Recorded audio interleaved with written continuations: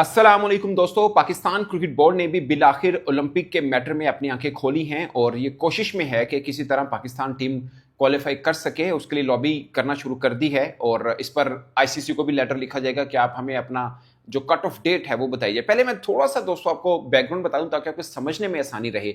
मैं being journalist भी या कोई भी इस बात पर श्योर नहीं है कि कट ऑफ डेट क्या होगी। वो इसलिए मानी जाती है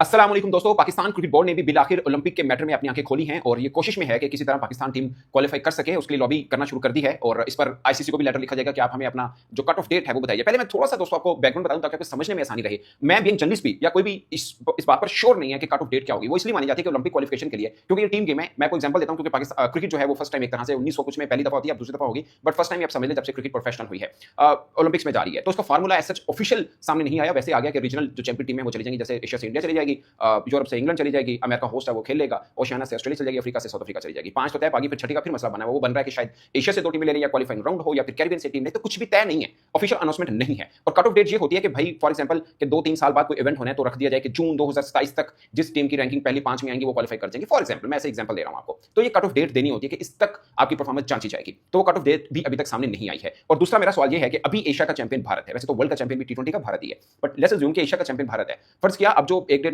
माह बाद शुरू होगा एशिया कप, उसका चैंपियन फॉर एग्जांपल अफगानिस्तान हो जाता है या बांग्लादेश, पाकिस्तान, श्रीलंका कोई भी हो जाता है, तो फिर एशिया का चैंपियन नया बन गया, तो फिर क्या वो क्वालिफाई करेगा? नंबर सेकंड, जब टी20 वर्ल्ड कप होगा उसका चैंपियन कोई और टीम बन जाती है, तो फिर फर्ज किया पाकिस्तान अभी जो सब चीजें सुन रहे हैं, पाकिस्तान नहीं है, श्रीलंका भी नहीं है, न्यूजीलैंड भी नहीं है, फर्ज किया न्यूजीलैंड बन जाता है वर्ल्ड चैंपियन, तो क्या वो ओलंपिक के लिए क्वालिफाई नहीं करेगा? तो कोई फार्मूला होना जरूरी है कि कहां तक परफॉर्मेंस देखी जाएगी। पाकिस्तान की रैंकिंग 8वें नंबर पर है, हम किसी तरह खाते में नहीं है, ना हमेशा में मतलब कोई कि नंबर 1 पर है, ना ही हमने वर्ल्ड कप जीता हुआ, ना ही रैंकिंग में है, तो किसी तरह से हम नहीं है। बट इसका मतलब ये नहीं है कि हम होंगे भी नहीं। मतलब ये होना चाहिए कि फार्मूला क्या है ये पता हो सबको, टीमों को पता हो कि मंजिल ये है, ये डेट है, इस तक आपको अपनी रैंकिंग बेहतर करनी है। हम एग्जांपल हॉकी के लेते हैं क्योंकि तकरीबन वही फार्मूला लग रहा है क्रिकेट के ऊपर भी। हॉकी में ये होता है जो एशियन गेम्स का चैंपियन है वो डायरेक्ट क्वालिफाई करता है ओलंपिक के लिए, और इस तरह तमाम जो कॉन्टिनेंटल चैंपियन है वो कर जाते हैं, सीधा सीधा क्वालिफाई कर जाते हैं। मगर उन टीमों की तादाद फॉर एग्जांपल अगर 12 है तो फिर एक प्रो लीग जो आप टूर्नामेंट है उसमें जो टॉप 2 टीमें होंगी लाइक विनर और रनर अप वो क्वालिफाई कर जाएंगी, फिर भी 2 बचेंगी, तो उसमें उनका क्वालिफाइंग राउंड होता है जिसका एक लेग आप कह सकते हैं यूरोप में होता है, एशिया में या जहां पे भी वो कराया जाता है। तो उसके अंदर जो टॉप की टीम होती है, टॉप 1-2 वो क्वालिफाई कर जाती है। ये एक फार्मूला है जो सबके सामने विजिबल है और उसके मुताबिक क्वालिफिकेशन होती है, सबको पता है।